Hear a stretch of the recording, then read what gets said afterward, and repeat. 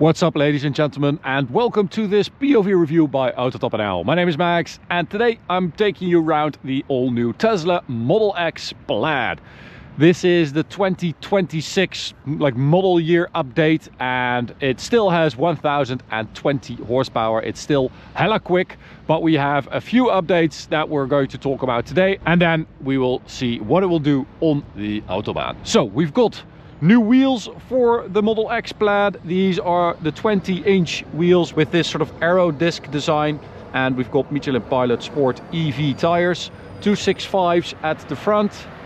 We've got 275s at the rear. You can also get a 22-inch wheel, but your range does go down dramatically. So 609 is the WLTP for the Plaid with these wheels, and then 567 for the Plaid with the 22-inch wheels. So that's quite a big difference.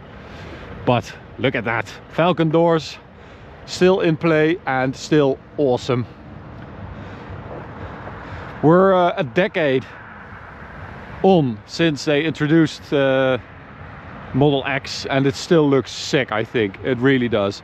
We've got updated lights as well with matrix LED basically, so preventing to blind people that are coming towards you. We've got black logo as well at the front with a little bit of black trim around the car, like this here underneath, and the door handles and stuff like that. It is super spacious. Plaid badge at the rear, fixed rear wing, and then you have the 6-seated setup in this car with a little 9.5-inch touchscreen display, which you can use to play games or watch videos, play some music. You can connect wireless headsets to this as well, so you can listen to music. You can play some games as well. It's really nice. It's a good screen, good size, and it works well. And then the third row apparently has a bit more space. It is very cramped here, for me at least. It's good for kids, and you can adjust this electrically, so it goes very quickly as well. Look at that, for easy entry. It's a good place to hang out, and you can also close the door from here, which is nice. And then you've got a little roof, which is super cool. I mean, I can imagine that if you have kids, well, I do have one that doesn't really know what a Model X is yet, but I can imagine that your kids, if they're a bit older, then this is a really cool car to have, because the doors are sick.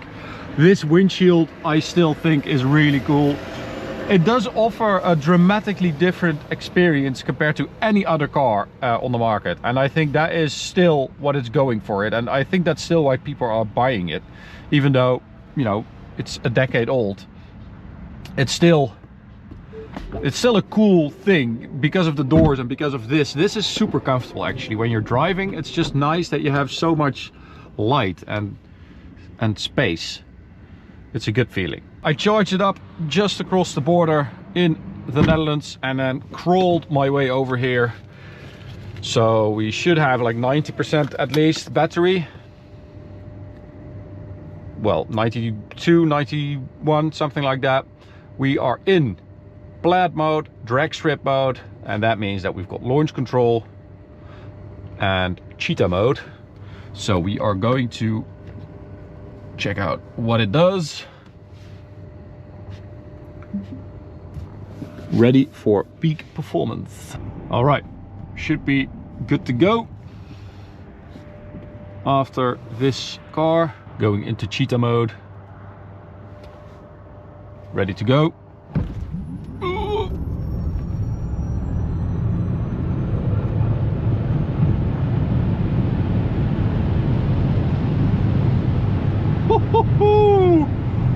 That is quick. I had to release just before the quarter mile measurement though. So that was a 10.2, 0 to 100, 2.9, and 4.6, 100 to 200, which is pretty freaking ridiculous. Oh my god. This thing is so quick.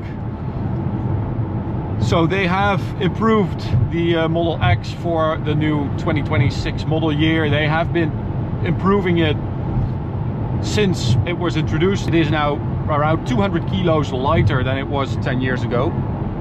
We also have better sound insulation, a better interior quality. We've got the new lighting, the ambient lighting. The horizontal screen that tilts towards you is an update from before.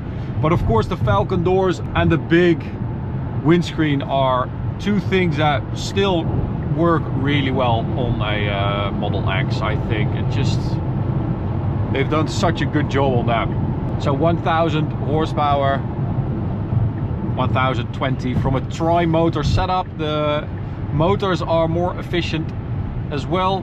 So let's see what happens if we just floor it. Do we still have full power? Oh, jeez, Louise. Oh, 461. At least it's very consistent. 462, 461. That is very impressive. I still absolutely hate the indicators on the steering wheel though. This is such a bad idea, especially in Europe where we have roundabouts. I know that in the US you probably don't have roundabouts, but it is so annoying when you're leaving a roundabout to indicate that you're leaving. It's absolutely horrible. And I hate people that don't indicate when they are leaving a roundabout, but I am that guy now because it's just too annoying. All right, let's see if we can do a faster 0 to 100. Handling, by the way, for such a big car is actually pretty impressive because you have such a low center of gravity. It just goes round corners pretty damn well. You do feel that you are driving a big heavy car, but it's actually quite impressive for its size and weight. 289. I thought I read it was supposed to do 2.6. So 2.6 seconds is with a 1 foot rollout, which is stupid. So I think it's probably like 2.8 then. 0 to 100 kilometers an hour. So the question is, you know, 10 years on after introduction, is it still relevant? Because Tesla has two models, the Model S and the Model X, that have been on sale for a long time. I know they've changed it a lot and there have been facelifts and updates and stuff, but still, they have been around for a long time. Are they still relevant? Are they being caught up by competitors? Well, I do feel like if you buy a Plaid, at least you still have a really fast car. You get free supercharging, and the supercharger network is still the best with over 75,000 points around the world. It works really well. You just drive up to it, plug it in, and if you have it in your nav, the battery prepares and stuff. It's all the same with most manufacturers nowadays.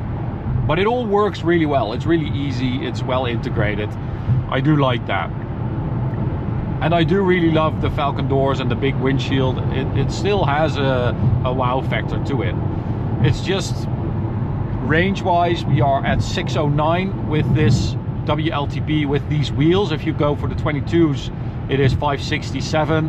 And if you go for the long range, it's like 650 or something like that. The all-wheel drive version. So it's not groundbreaking, but it is still okay. It has been improved. I do feel like it's quite loud in here though. I think they have active sound cancellation now, noise cancellation.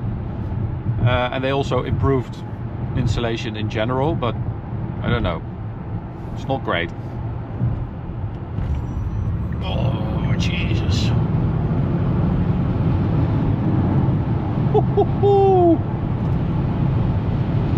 Top speed 262. You don't have the option to go ceramic brakes. That was the top speed, I think, 268. You don't have the option to go ceramic brakes. So you also don't have a higher top speed like with the Model S. If you go ceramic brakes, then you have a top speed of 322 with the track pack. It's not available on the Model X, obviously. So let's try another quarter mile over here. Don't think it will be quicker since we are, you know, heating everything up, but we'll see. At least we will have one full throttle crossing the line at quarter mile. Oh. I think it was struggling for grip there. 10.2 again.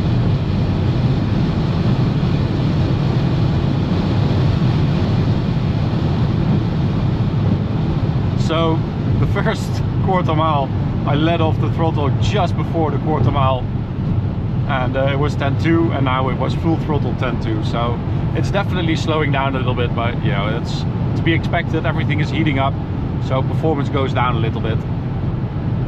But it is hella fast. 4.6, 100 to 200 is crazy.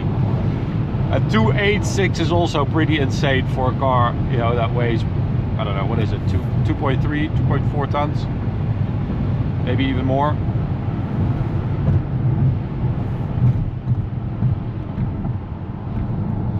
And even though it is sort of a one-trick pony, it is very enjoyable.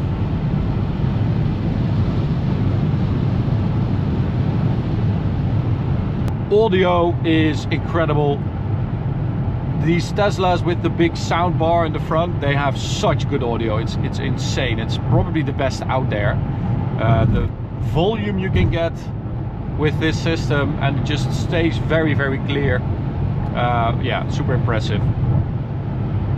But that is kind of it. It feels to me like an appliance still, like a piece of electronics, like a new iPhone. I use it, and most of the time it's pretty enjoyable to use, but it's never more than that. Yes, it's very fast.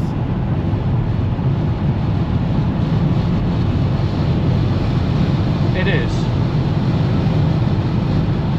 But I think if it were my money, I would just go for the regular, the all-wheel drive one, bigger range, plenty power. It does like 4 now something 0 to 100, so it's more than fast enough. And I think that range is just the most important thing with these cars. That's how an electric car becomes enjoyable, by having a big range and being able to charge quickly. And it does charge up quickly, like 250 kilowatts, 250 kilometers in 15 minutes, something like that. It is actually pretty good. We're going to swap it for a Model S Plaid, and we'll be back with that one soon. Thank you for watching, and see you at the next one. Bye.